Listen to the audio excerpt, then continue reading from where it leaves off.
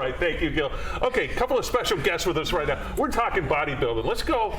Did you bring the weights with you? They're in the car. They're in the car. Okay. They're in the car. Yeah. Sean Eiferman, your dad, George Eiferman, a legend in the bodybuilding industry here in Las Vegas and around the world. Becky Davis, you helped co-write this book on your dad, Mr. Everything. So let's talk first about how you two got together to make this effort happen. Sean, we'll start with you. You found Becky, a former rebel, a former Western Wildcat. Let's go down the list. Yeah, strangely enough, it goes all the way back to the early 90s, and we met in the early 90s, UNLV, going to school. I had a guitar in my hands, and she probably had a pitcher of beer with some friends. That's realistic, right? Yep. And then, man, decades later, we've stayed in touch all these years, and then all of a sudden, Becky has been a school teacher here for all these years and decided to retire, and I've had the stories that are behind all of this for a long time, as you can imagine. And then we had a conversation one day. All of a sudden, it was like, well, what am I going to do after I, retire? And Becky already wrote a children's book a few years back, so she's already published author. And I went, hey, how'd you like to help me out with this? And then I just passed the torch to the right person at the right time. Like, I couldn't be happier with the end result, but the process, because of the story, and the answer to that question was exceptional. How hard was it for Sean to talk you into helping him out with this project? It wasn't hard. It was just a matter of, it was just a different genre that I'm not used to. And so, fear is just a mile long and an inch deep. So you just got to go for it, right? So that's what we did. So you did. I'm going to go back, okay? I had the chance to meet your dad, interview your dad back in the day, years ago. Commercial Center was where he had, but he had a few gyms here in town and in Southern California, built the business. And what did you think? Growing up around this, Sean, what was that like? George Eiferman, the legendary bodybuilder. So there's two answers to that question. One of them is that is not somebody that you want to get a spanking from or whatever. Like, growing up as your father, your dad, you know what I mean, is a different, in the household is a completely different relationship. And then finding out, as you get a little older, that he had a background and a history of icon of sorts, is a double-edged, like it makes for interesting stories. I think that's what a lot of the stuff in the book overlaps that question. Like, it really does. It's the best of both worlds. Luckily, both of them were cool. Like, he was a great dad, but he was also, like, the people that I found out, knew him before and all the stuff. It was never one of those, hey, you're Eiferman's kid, he owes me money. Or he, you never worry about that. I never, like literally never. So at least both sides of the coin, that conversation is rare, especially in Vegas. Old school Vegas, like there's usually a little wonkiness, and there wasn't, so. He had you working out though, didn't he? Did he? Come on. At a very, very early age, like very, very early. Yes. And you kept it up a little. I still, not like that, but kept it up. No, I've never been like that. That the commitment and dedication it takes to get to that, I don't have. Nope. Somebody put a guitar in my hands instead of a dumbbell a long time ago. And you enjoyed and I went that. Yeah, laser beam focus on that. Becky, what did you learn about George Eiferman in this book that you want to share? Do we have time? How long is the interview? Exactly. We do have time. Good. We got some breathing room great. here. I think one of my favorite chapters is the bromance, chapter 4, and just all that he went through at Muscle Beach and all the things that he's accomplished. And I think one of the greatest things in this story is the ripple effects that he caused with so many people, and how his life, he had so many crossroads and so many different ways to take things, and when he finally made choices, the way that it affected other people and his life was just really remarkable. So, were the gyms successful here? It seems like they were. I remember when I first got to town, it was the place to work out would have been Eiferman's gym. Yeah. In '84 when I got. So $99 a year for a membership. Oh no.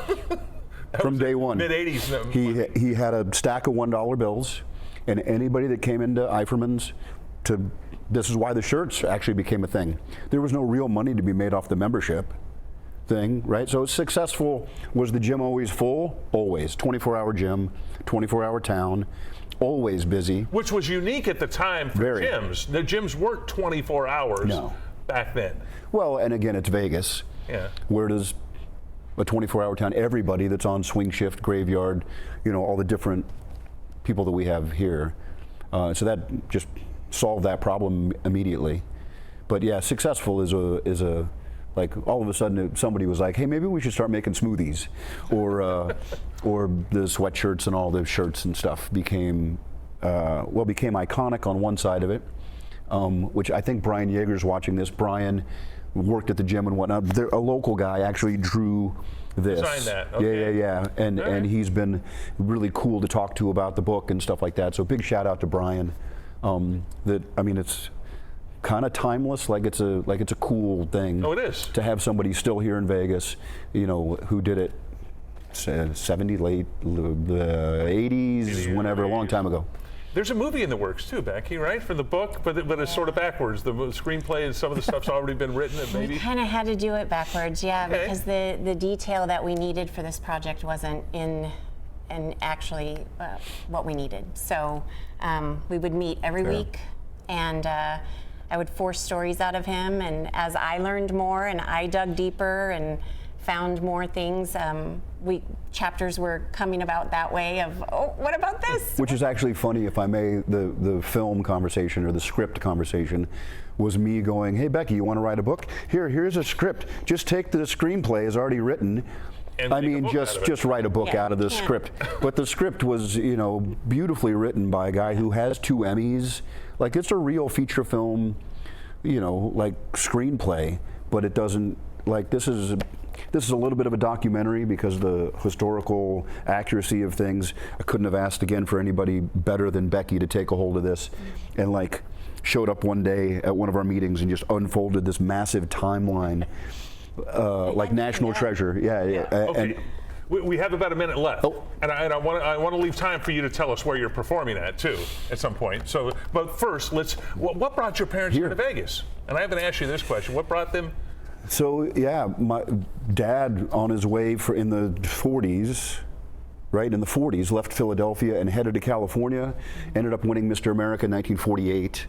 And then a little time went by and he had been through Vegas on his way here, and then, you know, probably visited once or twice in about a 10-year span. And then in 1958 was when he opened the first Eiferman's gym on Boulder Highway next to the Showboat, like in the 50s. The old, now blowed up Showboat. Yeah. No longer in existence. Okay, where are you performing? Where are you? So I love you for asking. I have slammed on the brakes very Serious? intentionally. Yeah, very intentionally. Oh, okay. I have nothing on the books right now, very much on purpose to focus on this. I can only. What do they say? You can't ride 2 horses with one ass.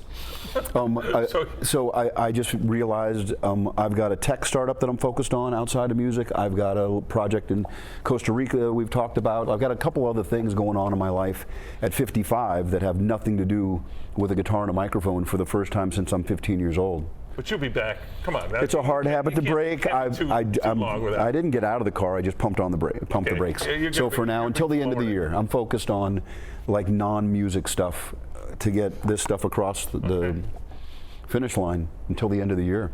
Becky Davis, Sean Eiferman.